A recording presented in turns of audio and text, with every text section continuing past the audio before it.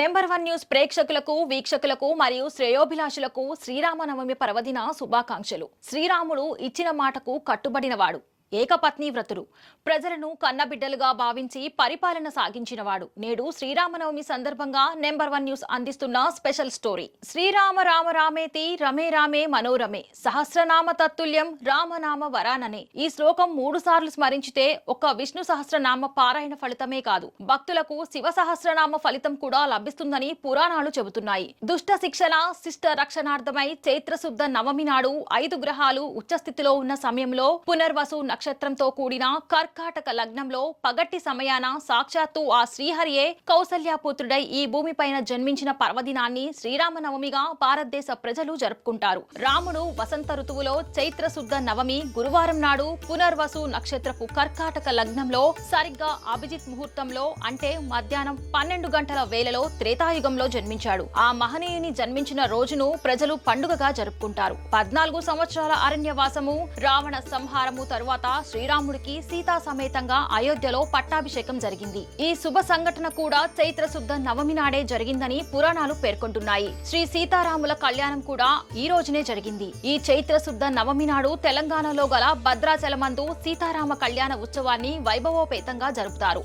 అయోధ్యకు రాజు అయిన దశరథుడికి 3 భార్యలు, కౌసల్య, సుమిత్ర, కైకేయి. తనకు సంతానం లేదని బాధపడుతూ ఉండేవాడు. సంతానం లేకపోతే రాజ్యానికి వారసులు ఉండరనే వేదన దశరథుడికి కలుగుతుండేది. అటువంటి సమయంలో వశిష్ఠ మహాముని రాజుకు పుత్ర కామేష్టి యాగం చేయమని సలహా ఇచ్చాడు. ఋష్యశృంగ మహామునికి యజ్ఞాన్ని నిర్వహించే బాధ్యతను అప్పచెప్పమన్నాడు. వెంటనే దశరథుడు ఆయన ఆశ్రమానికి వెళ్లి ఋష్యశృంగ మహామునిని తన వెంట అయోధ్యకు తీసుకువచ్చాడు. పుత్ర కామేష్టి యజ్ఞానికి తృప్తి చెందిన అగ్నిదేవుడు పాయసంతో నిండిన ఒక పాత్రను దశరథుడికి ఇచ్చి 3 భార్యలకు ఇవ్వమని చెబుతాడు.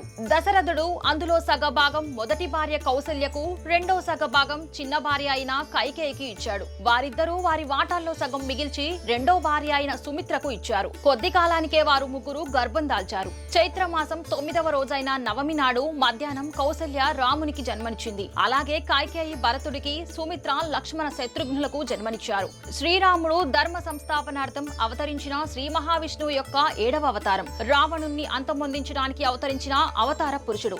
శ్రీరామ నవమికి రాముల వారి కళ్యాణం జరిగిన తరువాత పానకం, వడపప్పు ప్రసాదంగా పెడతారు. బెల్లం, మిరియాలు కలిపి తయారు చేసే పానకం భక్తులకు ఇస్తారు. అనంతరం ఉత్సవ మూర్తులను ఊరేగిస్తూ రంగునీళ్లు చల్లుకుంటూ వసంతోత్సవ కార్యక్రమం నిర్వహిస్తారు. దేవాలయాలను అందంగా విద్యుత్ దీపకాంతులతో అలంకరిస్తారు. రామాయణాన్ని పారాయణం చేస్తారు. శ్రీరాముడితో పాటు సీతాదేవిని, లక్ష్మణుణ్ణి, ఆంజనేయుని కూడా ఆరాధించడం జరుగుతుంది. భద్రాచలంలో రామదాసుచే నిర్మించబడిన రామాలయంలో ప్రతి సంవత్సరం శ్రీరాముల వారి కళ్యాణం అంగరంగ వైభవంగా నిర్వహిస్తారు. 2 తెలుగు రాష్ట్రాల నుంచే కాకుండా దేశవ్యాప్తంగా భక్తులు ఈ కళ్యాణం తిలకించడానికి వస్తారు. ప్రభుత్వం తరపున ముఖ్యమంత్రి సీతారామ కళ్యాణం సందర్భంగా తలంబ్రాలకు వాడే ముత్యాలను స్వామి వారికి సమర్పిస్తారు. ఉమ్మడి ఆంధ్రప్రదేశ్ విడిపోయిన తరువాత భద్రాచలం తెలంగాణకు వెళ్లింది. నూతనంగా ఏర్పడిన ఆంధ్రప్రదేశ్ రాష్ట్రంలోని కడప దగ్గరలోని ఒంటిమిట్ట రామాలయంలో రాముల వారి కళ్యాణం జరుపుతున్నారు. మరొకసారి నెంబర్ 1 న్యూస్ ప్రేక్షకులకు వీక్షకులకు మరియు శ్రేయోభిలాషులకు శ్రీరామనవమి పర్వదిన శుభాకాంక్షలు.